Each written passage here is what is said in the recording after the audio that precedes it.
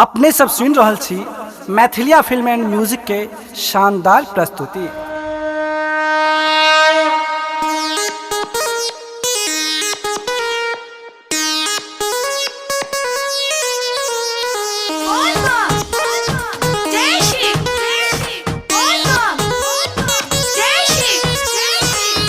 बाबा कनियो हमर बात सुनबो करू, छोड़ गाजा भंगिया के त्याग धरू। बाबा कनियो हमर बात सुनबो करू, छोड़ गाजा भंगिया के त्याग धरू। कोना राब आरग से आही कहो, से आही कहो। तीन भुवन के स्वामी छी, डिम डिम डमरू बजाबै छी। बाबा तीन भुवन के स्वामी छी, डिम डिम डमरू बजाबै छी।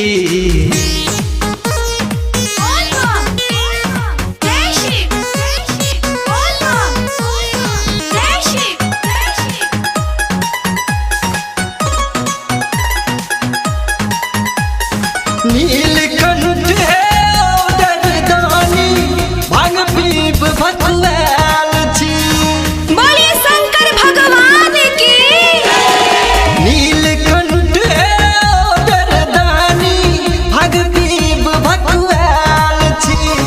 कौन कसूर हम केलौं महादेव, छोड़ के हमरा पड़ाल छी। कोना रहब अहाँ लग से आही कहू, से आही कहू। तीन भुवन के अहाँ स्वामी छी, डिम डिम डमरू बजाबै छी। हाँ, तीन भुवन के अहाँ स्वामी छी, डिम डिम डमरू बजाबै छी।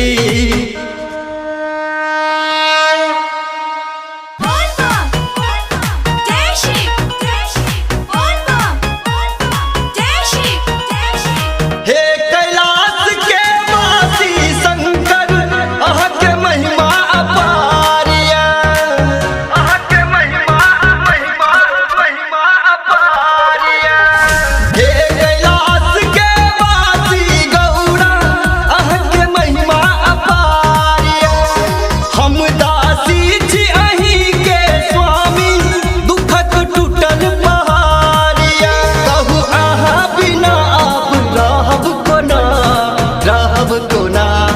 तीनों भुवन के अहाँ स्वामी छी, डिम डिम डमरू बजाबै छी। बाबा तीन भुवन के अहाँ स्वामी छी, डम डम डमरू बजाबै छी।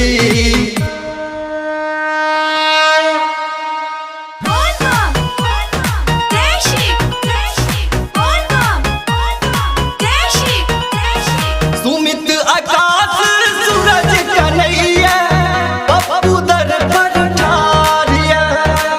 पप्पू दर पर ठारिया।